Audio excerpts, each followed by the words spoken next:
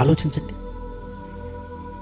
లేదంటే నేను న్యాయవంతుణ్ణి, ఇదిగో మిమ్మల్ని రానివ్వను, నరకానికి పొండని చెప్పాలా ప్రేమన వారలారా? ఏం చేయాలి ఆయన? ఆలోచించండి ప్రేమన వారలారా. కష్టాలు కన్నీళ్ళు మనకే అనుకుంటున్నాం, దేవునికి ఎలాంటి స్థితిని తీసుకొచ్చామో చూసారా మనం? దేవునికి ఎలాంటి పరిస్థితిని తీసుకొచ్చామో చూడండి ప్రేమన దేవుని పిల్లలారా. చూడండి ఒక్కసారి.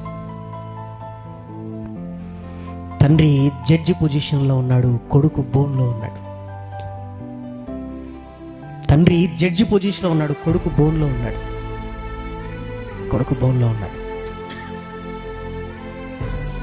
లాయర్లు వాదోపవాదాలు. ఇదిగో ఇతడు నేరస్తుడు, ఇతడు నేరం చేసేయడానికి ఇన్ని సాక్ష్యాలున్నవని చెప్తున్నారు. జడ్జి స్థానంలో ఉంటున్న తండ్రి ఆ సాక్ష్యాలన్నింటినీ పరిశీలిస్తున్నాడు. ఆ రోజు వాయిదా పడింది, సమయం అయిపోయింది. కొడుకు ఇంటికి వచ్చాడు.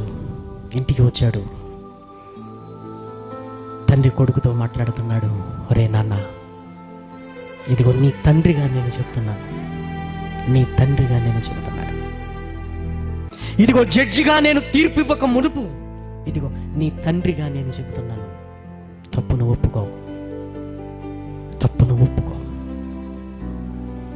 నువ్వు తప్పు చేశావనడానికి నీకు వ్యతిరేకంగా అన్ని సాక్ష్యాలు ఉన్నవి. నేను తప్పు చేయలేదని నువ్వు వాదించడానికి వీలు లేదు. ఒప్పుకో. నేను ఎందుకు తప్పు చేయాల్సి వచ్చిందంటే నా బుద్ధి గడ్డితున్నది, నేను స్పృహలో లేను, ఇదిగో నేను తాగిన మైకంలో చేశానని ఒప్పుకో. అప్పుడు కొడుకు అంటున్నాడు, నాన్న మరి తప్పును ఒప్పుకుంటే నాకు శిక్ష పడుతుందేమో కదా నాన్న అంటున్నాడు. తండ్రి అంటున్నాడు, లేదు, నువ్వు తప్పును ఒప్పుకుంటే శిక్ష తగ్గించే అవకాశం ఉన్నదిరా. నేను చెయ్యలేదు అని నువ్వు మాట్లాడితేనే ఇదిగో సాక్ష్యాధారాలను బట్టి నిన్ను ఉరికంబానికి ఎక్కించవలసిన పరిస్థితిరా. ఇదిగో ఇంట్లో నీకు చెబుతున్నాను, రేపొద్దున ఆ న్యాయపీఠం మీద కూర్చున్నప్పుడు మాత్రం ఇదిగో ఈ మాటలు నేను చెప్పలేను. ఆలోచించుకో అన్నాడు. మరలా తెల్లవారింది, బోన్లో ఉన్నాడండి కొడుకు. తండ్రి తల ఎత్తలేకపోతున్నాడు. వాదించండి. పేపర్లో తెల్లవారుజామున ఏమి రాశారో తెలుసా? ఒక తండ్రి తన కొడుకును నేరస్తుడైనా సరే శిక్షిస్తాడా లేకపోతే విడుదల చేస్తాడా? అసలు ఏంటో చూద్దాం. ఆయన డ్యూటీకి ప్రాణాన్ని ఇస్తాడా, కన్న ప్రేమకు విలువనిస్తాడా, ఏం చేస్తాడో చూద్దామని అందరూ ఎదురు చూస్తున్నారు ప్రేమను. ఒకవేళ నా కొడుకే కదని శిక్ష రద్దు చేస్తే, ఇదిగో ఒక జడ్జిగా ఎంతో మందికి శిక్ష విధించిన ఆయన తన కన్న కొడుకు దగ్గరికి రాగానే ఏం చేశాడు? ఇదిగో మిగిలిన వారికి తండ్రులు లేరా అని రాస్తారు ప్రేమన వారులారా. ఒకవేళ జడ్జిగా న్యాయం చేసి కొడుకుకు ఉరి శిక్ష వేశాడు అనుకోండి, ఏం చేస్తాడో తెలుసా? అదే పేపర్ వాళ్ళు తెల్లారు ఏం రాస్తారో తెలుసా? ఇదిగో కన్న తండ్రి ఒక కొడుకుకు ఉరి శిక్ష విధించాడు, ఇంతకంటే భయంకరమైన తండ్రి ఇంకొకడు లేడు అని రాస్తాడు ప్రేమన వారులారా. ఏం చేయాలి చెప్పండి? తీర్పును చెప్పబోవడానికి ముందు అదే తలదించుకొని అడుగుతున్నాడు, నువ్వేమైనా చెప్పాలనుకుంటున్నావా అని. అప్పుడు బోన్లో ఉంటున్న కొడుకు తండ్రిని చూస్తూ గుండెలు బాదుకుంటూ, నేను తప్పు చేశాను, కానీ నేను చెయ్యాలని చేయలేదు. ఈ తప్పు నేను చెయ్యాలని చేయలేదు. నేను తప్పు చేశాను ఒప్పుకుంటూ కుప్ప కూలిపోయాడండి ఆ బోనులోనే. వెంటనే లాయర్లు లేచి, ఇదిగో ఆయన స్పృహలో ఉండి ఇది చేసింది కాదు, ఇదిగో సాక్ష్యాధారాలు అని మరలా వాదన ప్రారంభమైంది ప్రేమన వారలారా. ఇదిగో ఉరి శిక్షను రద్దు చేసి ఇదిగో బోనులో ఉంటున్న దోషి ఒప్పుకుంటున్నాడు గనుక ఇదిగో ఈ సెక్షన్ల ప్రకారంగా ఆయనకు శిక్ష విధింపబడుతుంది, ఉరి శిక్ష కాదు అని జైలు శిక్ష వేశారు ప్రేమన దేవుని పిల్లలారా. ఆలోచించండి, ఉరి శిక్ష నుంచి ఎక్కడికి వచ్చేసింది? జైలు శిక్షకు వచ్చేసింది ప్రేమన వర్లారా. జైల్లో ఉన్నవాడు బెయిల్ మీద ఎప్పుడైనా విడుదలవుతాడు. మరి చచ్చిపోయిన వాడికి లేదు కదా ప్రేమన దేవుని పిల్లలారా. నిజంగా ఇది మీకు అర్థమైతే ప్రేమన వర్లారా, దుష్టుడు ఏమంటున్నాడు అంటే, నేను పాపం చేశానని నన్ను వెళ్ళగొట్టావు కదా, ఇదిగో నీ పిల్లలు నీ ముందున్నారు, ఏం చేస్తావో చెయ్యి. పరలోకానికి రానివ్వకుండా నన్ను పంపిన నరకానికి పంపుతావా?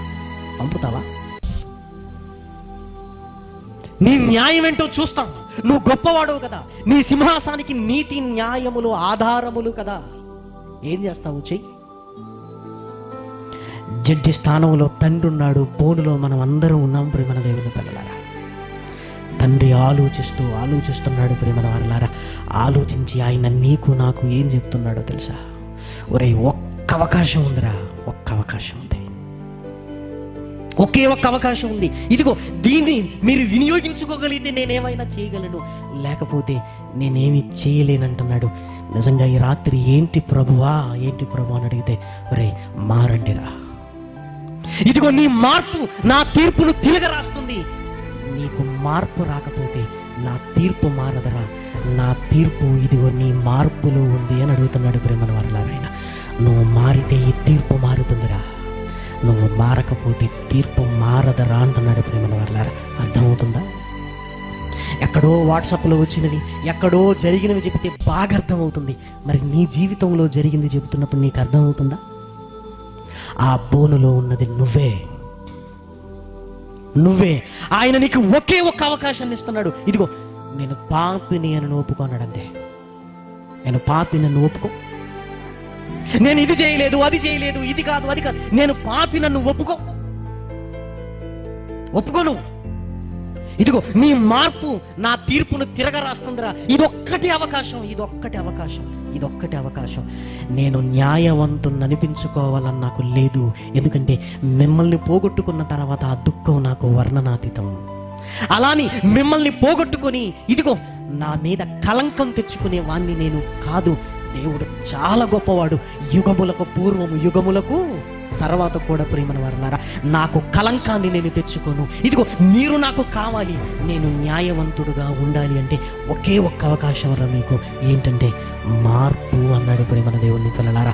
ఆ మార్పుని మహనీయుడైన యేసు క్రీస్తును భూమి మీదికి పంపి లోకానికి చెప్పాడు ప్రేమన వారలారా.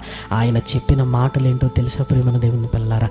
పరలోక రాజ్యము సమీపించి ఉన్నది, మారు మనసు పొందండి అన్నాడు. ఇదే మాట ప్రేమన వారలారా. ఇదిగో పరలోక రాజ్యం మీ కొరకు సిద్ధపరచబడి ఉన్నది. ఇదిగో మీరు ఒకటి చేయండి. నువ్వు పాపం ఎందుకు చేసావు, ఎట్లా చేసావు అని అడగట్లేదండి, నువ్వు మారు అంతే.